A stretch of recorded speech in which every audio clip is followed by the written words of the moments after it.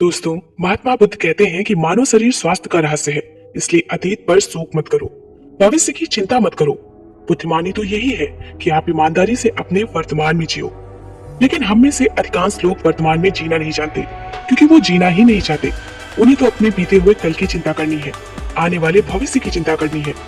और यदि आप वर्तमान में जी सकते हैं, तो कोशिश करके देख लो, आपका मन और आपका शरीर पूरी तरह से स्वस्थ हो जाएगा। एक बार जब आप वर्तमान में जीने लगते हैं, तो ना ही आपको अतीत के बीतने का कोई दुख होता है और ना ही आने वाली भविष्य की कोई चिंता रह जाती है, बल्कि वर्तमान में चलने वाली आपकी सांसें भी आपको वो सुख देंगी जो आज से पहले आपने कभी भी महसूस तक नहीं की होगी। दोस्तों, आज की एक कहानी हमें कुछ ऐसा ज्ञान देने वाली है जिसे पूरा सुन लेने के बाद आप अपने भूतकाल और अपने भविष्यकाल को कहीं पीछे छोड़कर वर्तमान में जीना सीख जाएंगे। तो ये कहानी शुरू होती है एक व्यक्ति से।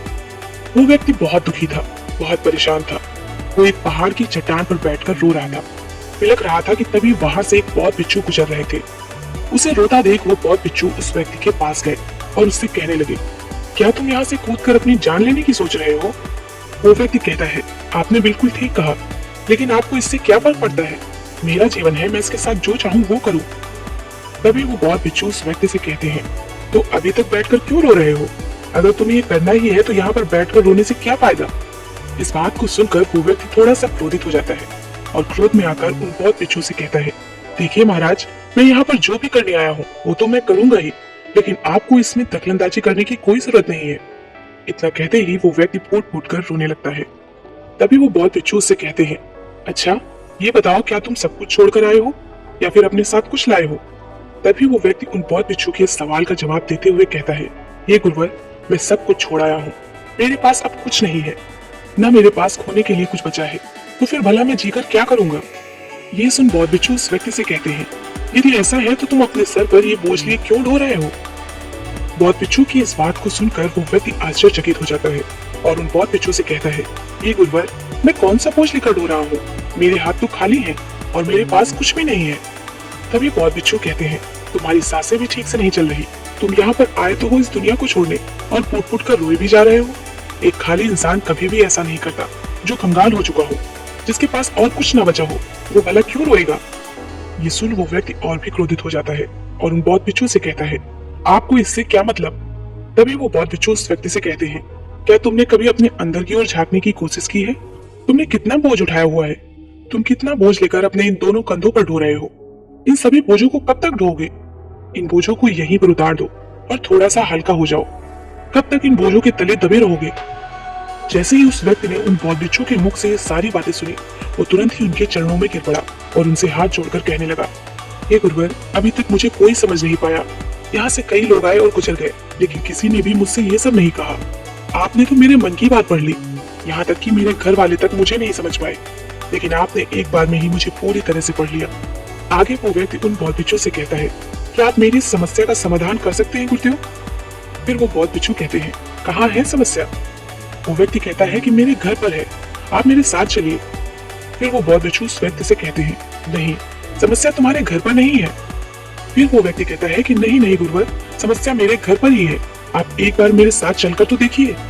तब वो बौद्ध भिक्षु उस व्यक्ति को समझाते हुए कहते हैं, समस्या तुम्हारे घर पर नहीं बल्कि तुम्हारे भीतर है। क्या तुमने कभी अपने भीतर झांकने की कोशिश की है? सारी समस्याएं तुम्हारे भीतर है। जब तक तुम उनका समाधान नहीं करोगे, तब तक तुम्हें हर जगह हर समय केवल समस्याएं ही नजर आएंगी। और यदि समस्या घर पर है, तो तुम इस पहाड़ की चोटी पर क्या कर रहे हो? तुम तो कह रहे थे कि तुमने पीछे सब कुछ छोड़ दिया है, अपना घर, अपना परिवार, अपने सगे संबंधी, और ये तुमने ये सारी चीजें छोड़ ही दी है, तो तुम्हारी समस्या भी वहीं पर छोड़ गई। फिर तुम भला इतने परेशान क्यों हो? उन बौद्ध भिक्षु के मुंह से ये सारी बातें सुनकर वो व्यक्ति कहता है, हे गुरुवर, आप सही कहते हैं, मैं आपकी बातों को समझ पा रहा हूँ। कमी तो मेरे अंदर है, मैं किसी काम का नहीं हूँ। मैं जब भी कोई काम करने जाता हूँ तो सब बिगाड़ देता हूँ। मेरे हाथों सारे काम गड़बड़ हो जाते हैं। मैंने आज तक कोई काम ढंग का नहीं किया, मेरी तो किस्मत ही खराब है। उस व्यक्ति के मुंह से ये सारी बातें सुनकर वो बौद्ध भिक्षु मुस्कुराने लगे और उस व्यक्ति से बोले, अच्छा, तुम्हें लगता है कि तुम्हारी किस्मत खराब है? तो मुझे ये बताओ कि क्या खराबी है तुम्हारी किस्मत में? तभी वो व्यक्ति उन बौद्ध भिक्षु से कहता है, ये गुरुवर, मुझे व्यापार करना था और व्यापार करने के लिए धन चाहिए था, तो मैंने अपने परिवार से थोड़ा सा धन लिया और उसी धन से मैंने अच्छा सा व्यापार खड़ा किया, लेकिन मेरा व्यापार ज्यादा समय तक नहीं चल सका। शुरू शुरू में मेरे परिवार वालों ने मेरा पूरा साथ दिया और तब तक सब कुछ ठीक भी चल रहा था। लेकिन धीरे धीरे मुझे मेरे व्यापार में नुकसान होने लगा और ये सब देख मेरे परिवार वाले मुझसे नाराज हो गए और मुझसे दूर चले गए। मैं तो चाहता था कि मैं अच्छा व्यापार करूं, अच्छा धन कमाऊं, ताकि मैं अपने परिवार को संभाल सकूं, उन्हें वो हर सुख सुविधा दे सकूं जो वो चाहते हैं।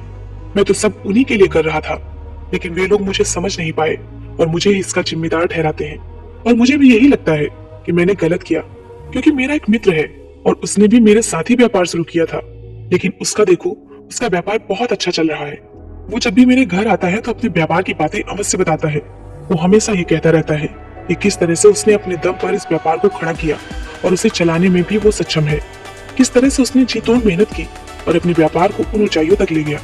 ये सब सुन मेरे परिवार वाले भी मुझसे कहते हैं, देख, वो तेरा एक मित्र है जो अपने व्यापार को कहां से कहां ले गया, और तू है, तूने तो हमारी जमा की हुई पूंजी भी गंवा दी, हमारा नुकसान करा दिया।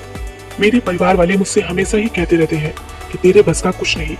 इन तानों को सुन सुनकर मैं बड़ा परेशान हो चुका था, इसलिए मैंने कर्जे लिए और नया व्यापार खड़ा किया। लेकिन वहां पर भी मुझे मुंह की खानी पड़ी और मेरा व्यापार पूरी तरह से चौपट हो गया। अब तो हालत यहाँ तक आ चुकी है कि मेरा घर भी अब गिरवी पड़ा हुआ है। अब आप ही बताइए, मैं क्या करूं गुरुदेव? तभी वो बौद्ध भिक्षु उस व्यक्ति से कहते हैं, अच्छा, तो तुम्हें ये पता है कि तुम्हारा मित्र तुम्हारे पास क्यों आता था? तभी वो व्यक्ति कहता है, हाँ, मुझे अच्छी तरह से पता है। वो मुझे मेरे घर वालों के सामने नीचा दिखाने आता था, मेरी बुराई करने आता था। वो ये जताने आता था कि वो मुझसे व्यवहार में कई गुना अच्छा है, श्रेष्ठ है। वो चाहता है कि मैं उसकी सफलता देखकर दुखी रहूं, तड़पता रहूं और परेशान रहूं। तभी वो बौद्ध भिक्षु से कहते हैं, क्या तुम उसके व्यापार को देखकर सच में दुखी रहते थे? तब वो व्यक्ति कहता है, हाँ, इतना अच्छा उसने व्यापार खड़ा किया है और मेरा व्यापार चौपट हो गया, तो ये देखकर मुझे तो दुख होगा ही, मुझे तो जलन होगी। तभी वो बौद्ध भिक्षु उस व्यक्ति से कहते हैं, तुम्हें दुख किस बात का था, अपनी असफलता का या फिर अपनी दोस्त की सफलता का? तभी वो व्यक्ति उन बौद्ध भिक्षु से कहता है, अपने असफल होने पर मुझे इतना पछतावा नहीं था, लेकिन वो इतना सफल हो चुका था कि उसे देखकर मेरे मन में ईर्ष्या होती थी, जलन की भावना उत्पन्न होती थी और मैं ये देख देख कर दुखी रहता था, पछताता रह जाता था। तब वो बौद्ध भिक्षु उस व्यक्ति से कहते हैं, इसका अर्थ ये हुआ कि ये तुम्हारा मित्र भी असफल हो जाए तो तुम्हें खुशी होगी? तो वो व्यक्ति कहता है, हाँ हाँ, मुझे बड़ी खुशी होगी अगर वो असफल हो जाए, उसका व्यापार चौपट हो जाए। ये सुन बौद्ध भिक्षु फिर से एक बार मुस्कुराने लगे और उस व्यक्ति से कहते हैं, इसका अर्थ तो यही हुआ कि तुम्हारी खुशी तुम्हारे मित्र पर निर्भर करती है। यदि वो चाहे तो तुम्हें खुश कर दे और यदि वो चाहे तो तुम्हें दुखी कर दे, क्योंकि तुम खुद से ना तो खुश हो सकते हो और ना ही दुखी। तुम तो अपने मित्र के गुलाम बनकर रह गए हो। और अगर यही बात है तो तुम्हारी समस्या का कोई समाधान नहीं है, क्योंकि तुम्हारी खुशियां और तुम्हारी तकलीफें ये सब दूसरों के व्यवहार पर निर्भर करती हैं। तुम्हारे कर्मों से तो तुम्हारा कुछ हुआ नहीं, ना तो तुम अपने कर्मों से खुश हो सके और ना ही दुखी। इसीलिए तुम्हारी समस्या का मैं कोई समाधान नहीं कर सकता।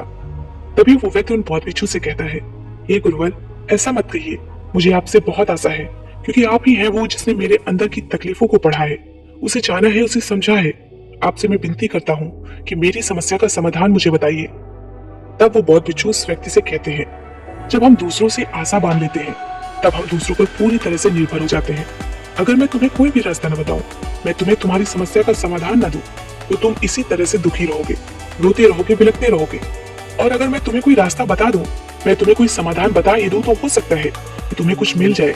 लेकिन एक बात याद रखना कि जो तुम्हारा मित्र तुम्हारे घर पर आता है, ये तुम्हें बताने के लिए कि उसने किस तरह से अपने व्यापार में वृद्धि की, उसने कैसे कड़ी मेहनत की, जो तुम्हें दुखी करने आता है।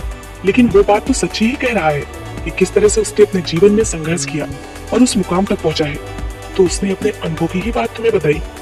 अब चाहो तो तुम उस अनुभव का इस्तेमाल कर सकते हो, या फिर उस अनुभव को व्यर्थ ही जाने दे सकते हो और अपने मन में ईर्ष्या जैसे भाव उत्पन्न कर सकते हो।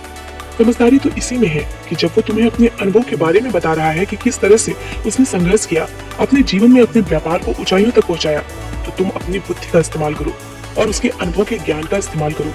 तुम्हें तो खुश होना चाहिए कि तुम्हें जो अनुभव चाहिए था वो तुम्हें बिना मांगे तुम्हारे मित्र से मिल रहा है, और इस पर तो तुम्हें अपने मित्र का आभार व्यक्त करना चाहिए, क्योंकि घर बैठे तुम्हें वो अनुभव प्राप्त हो रहा है जो तुम अपने जीवन से प्राप्त नहीं कर सके। इसलिए आगे बढ़ो, संघर्ष करो, उस अनुभव का इस्तेमाल करो और हार मत मानो, क्योंकि समय की एक खूबी है, वो चाहे कैसा भी हो बदल जरूर जाता है। इसलिए समय चाहे जैसा भी हो, अच्छा या बुरा, दोनों का गुजरना तय है। लेकिन सबसे जरूरी यहाँ पर समझने वाली बात यह है कि इन दोनों वक्तों को देखने के लिए तुम्हारा जीवित रहना आवश्यक है। और जब तुम्हारा अच्छा वक्त शुरू होगा, तुम अपने संघर्ष से अपने व्यापार को खड़ा करोगे और अपने व्यापार को ऊंचाइयों तक ले जाओगे। तब वही तुम्हारे मित्र अपनी सफलताओं की नहीं बल्कि असफलताओं की गाथा गाएंगे ताकि तुम उन्हीं की तरह कोई गलत निर्णय लो और तुम उन्हीं की तरह बर्बाद हो जाओ। तो यहाँ पर तुम्हें अपनी बुद्धि का इस्तेमाल करना होगा। तुम्हें उनकी बातों पर ध्यान ना दे करके अपनी बुद्धि का प्रयोग करना होगा, क्योंकि उस समय वो तुम्हें सुखी नहीं बल्कि दुखी करने आएंगे। क्योंकि उसे भी तुम्हें दुखी देखकर उतना ही मजा आएगा जितना कि तुम्हें उसे दुखी देखकर आएगा। ये सुन वो व्यक्ति उन बौद्ध भिक्षु से कहता है, हे गुरुवर, आप बिल्कुल ठीक कह रहे हो। मेरे जीवन को मैं नहीं चला रहा बल्कि मेरे सगे संबंधी और मित्र चला रहे हैं, जो मेरे जीवन में सुख और दुख भरे जा रहे हैं। लेकिन मेरा यहाँ पर एक प्रश्न है। जब मैंने व्यापार खड़ा किया था तो मेरा उद्देश्य यही था कि मैं अपने परिवार को सुखी रख सकूं, उन्हें वो सुख सुविधाएं दे सकूं। तो क्या अपने परिवार के लिए सोचना गलत है? मैं तो अपने परिवार के लिए ही सब कुछ कर रहा था, लेकिन व्यापार में नुकसान होने के बाद वो परिवार भी मुझे छोड़ गया। इस पर बौद्ध भिक्षु मुस्कुराने लगे। तभी वो व्यक्ति कहता है, अब इसमें मुस्कुराने वाली बात क्या है? क्या मैंने कोई गलत प्रश्न पूछ लिया? तब वो बौद्ध भिक्षु कहते हैं, नहीं, हर व्यक्ति ये चाहता है कि कोई उसकी गलती पर उसे सांत्वना दे, और तुम भी वही चाहते हो। हर कोई यही चाहता है कि जब वो कुछ करे तो उसकी प्रशंसा की जाए, और जब हमें प्रशंसा नहीं मिलती तो हमें भीतर ही भीतर बड़ा दुख होता है। हमारे मन को ठेस पहुंचती है, और तब हमारे मन में ये भाव उत्पन्न होने लगता है कि इस दुनिया में सभी मतलबी हैं, सभी अपने मतलब के लिए जीते हैं, सभी अपने मतलब के लिए काम करते हैं, और सभी हमारे साथ अपने मतलब के लिए ही रहते हैं। लेकिन अगर तुम किसी को अपना परिवार मानते भी हो और अपने उस परिवार के लिए कुछ करना चाहते हो, तो तुम्हें ऐसा क्यों लगता है कि तुम दूसरों के लिए कर रहे हो? तुम तो अपने लिए ही कर रहे हो ना। अगर तुम्हें लगा कि तुम दूसरे के लिए कर रहे हो तो तुम जीवन भर दुखी ही रहोगे, और जब तुम्हें लगेगा कि तुम अपने लिए कर रहे हो तब तुम्हें एक अजीब सी खुशी प्राप्त होगी और तुम हमेशा खुश रहोगे। और जब तुम अपने कार्य को बेहतर से और बेहतरीन करने में लगे रहोगे तो तुम्हें किसी की सांत्वना की भी कोई जरूरत नहीं पड़ेगी। तब वो व्यक्ति उन बौद्ध भिक्षु से कहता है, हे गुरुवर, मुझे आपकी बात समझ में आ गई। अब तक मेरी किस्मत दूसरों के हाथ में थी, वो इसमें जैसा रंग चाहे सुख के दुख के भर दिया करते थे। लेकिन अब से मैं अपनी किस्मत अपने हाथ में रख लूंगा, और फिर चाहे ये अच्छी हो या खराब, मैं हार नहीं मानूंगा। आखिर में वो व्यक्ति उन भिक्षु से कहता है, हे गुरुवर, आपकी सारी बातें मैं समझ गया, लेकिन क्या आप मुझे कुछ दे सकते हैं जो मेरे जीवन के सबसे बुरे वक्त में मेरा साथ दे सके, मेरा साथ निभा सके?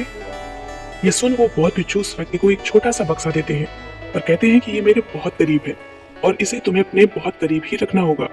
इसमें एक ऐसा राज है जो तुम्हें बड़े से बड़े दुखों से बाहर निकाल सकता है, बड़ी से बड़ी विपत्तियों से छुटकारा दिला सकता है। और इसे तुम सिर्फ तभी खोलना जब तुम्हें लगे कि अब कोई राह नहीं बची है, जब तुम्हें ये लगने लगे कि सब कुछ व्यर्थ है, मैंने जो बातें कही है वो भी व्यर्थ है, ये दुनिया भी व्यर्थ है और यहाँ रहना भी व्यर्थ है। इतना कहकर वो बौद्ध भिक्षु उस व्यक्ति को वो बक्सा थमा देते हैं और फिर वहां से चले जाते हैं। वो व्यक्ति उस बक्से को लेकर वापस अपने घर आता है और फिर एक नया कारोबार शुरू करता है। अब की बार वो कारोबार में हार नहीं मानता और उसका कारोबार बहुत अच्छा चल पड़ता है।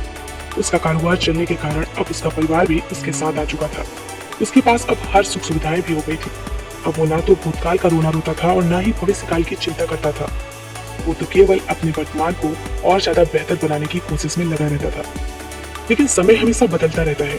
जिस तरह से बुरा समय हमेशा नहीं रहता, ठीक उसी प्रकार अच्छा समय भी हमेशा नहीं रहता।